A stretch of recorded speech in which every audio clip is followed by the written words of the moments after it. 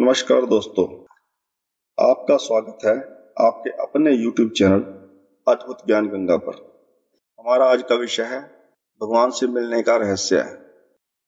बात उस समय की है जब भगवान गौतम बुद्ध इस धरती पर अवतरित थे।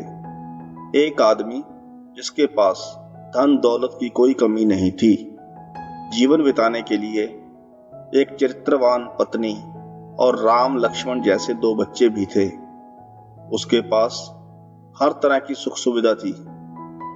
अचानक एक दिन उस आदमी के मन में भगवान को पाने की लालसा जगी। उसने सोचा कि मैंने बहुत सारा धन कमा लिया है और अब कभी भी धन की कमी तो नहीं आएगी। अब धन के अलावा भी मुझे किसी तरह की कोई परेशानी नहीं है। बस अब बचे खुचे जीवन में मुझे ईश्वर के दर्शन करने हैं। उस आदमी ने ईश्वर को खोजने की ठान ली। ईश्वर को खोजने की शुरुआत उसने मंदिरों और धर्म स्थलों का निर्माण करवाने से की। उसने अलग अलग जगहों पर कई मंदिर बनवाए, परंतु बहुत सारे मंदिर बनवाने के बाद भी उसे ईश्वर के दर्शन नहीं हुए। इसके बाद उसने दान पुण्य करना शुरू किया। उसने अपने खजाने में से बहुत सारा धन दान पुण्य में लगा दिया, लेकिन फिर भी उसे ईश्वर के दर्शन नहीं हुए। अब उस आदमी ने सोचा कि अब मुझे बड़े धामों की तीर्थ यात्रा करनी चाहिए। हो सकता है तभी मुझे ईश्वर के दर्शन हो जाएं। ऐसा विचार मन में आने के बाद उस आदमी ने बहुत से तीर्थ स्थानों की यात्रा की और उनके दर्शन किए। ऐसे ही 20 साल गुजर गए, परंतु उस आदमी को ईश्वर कहीं नहीं मिले। भगवान को पाने की कोशिश करते करते वह इंसान थक गया। अंत में थक हार कर एक दिन वह महात्मा बुद्ध के पास पहुंच गया।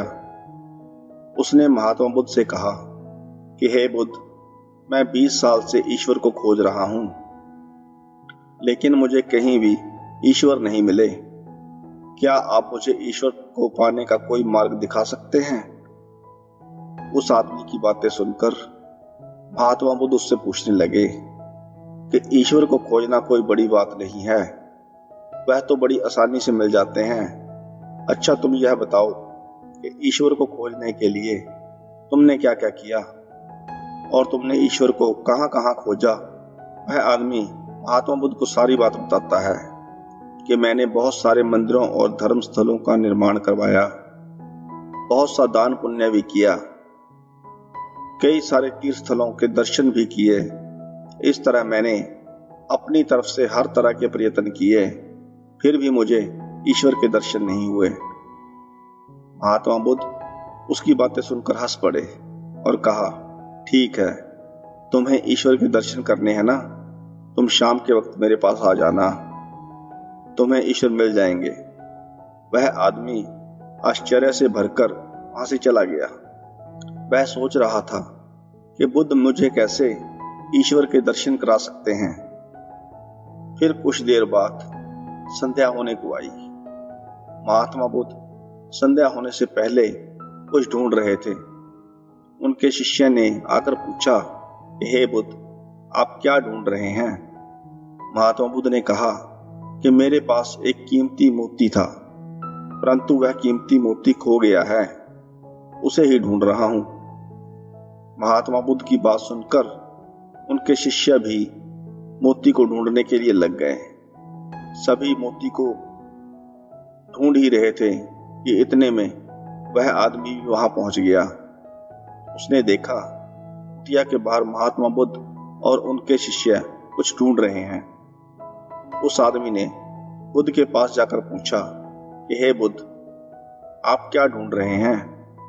महात्मा बुद्ध ने बताया कि मेरा कीमती मोती खो गया है, मैं उसे ही ढूंढ रहा हूं। यह सुनकर वह आदमी भी उस खोए हुए मोती को पूरी लगन के साथ ढूंढने में लग गया। ढूंढते ढूंढते रात होने को आई, पर मोती नहीं मिला।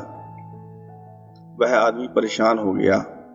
फिर उसने महात्मा बुद्ध से पूछा कि गुरुजी, आपने आखिरी बार मोती को कहां देखा था? ठीक से याद कीजिए।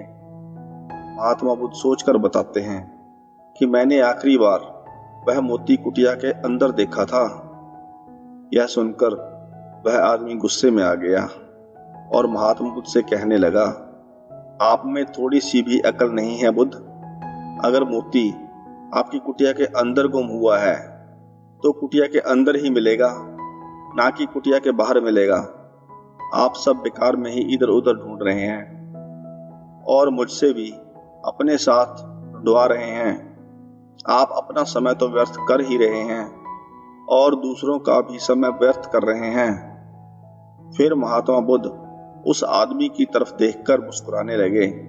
यह देखकर वह आदमी बोला कि हे बुद्ध, आप हंस क्यों रहे हैं? मुझे कुछ समझ में नहीं आया। महात्मा बुद्ध बोले कि मैं तुम्हें यही तो समझाना चाहता था कि जिस ईश्वर को तुम 20 सालों से बिना कुछ सोचे समझे इधर उधर ढूंढ रहे हो, वह तो तुम्हारे अंदर ही है। तुमने उसे कभी अपने अंदर की कुटिया में खोजा ही नहीं। ईश्वर कभी खोजने से नहीं मिलते। उसके लिए तन और मन पवित्र होना चाहिए, तभी ईश्वर के दर्शन होते हैं।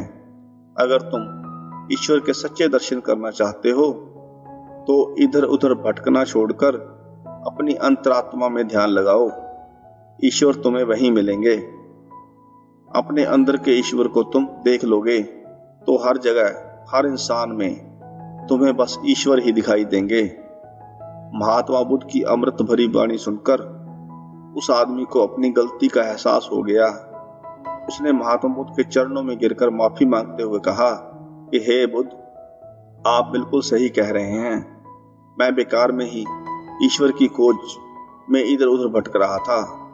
वास्तव में तो ईश्वर हमारे अंदर ही होते हैं। आज आपने सही राह दिखाकर मेरी सारी शंकाएं दूर कर दी हैं और मेरे विचित्र मन को शांत कर दिया है। अगर आपको यह कहानी अच्छी लगी हो तो वीडियो को लाइक करें, चैनल को सब्सक्राइब करें। कहानी को अंत तक सुनने के लिए आपका धन्यवाद।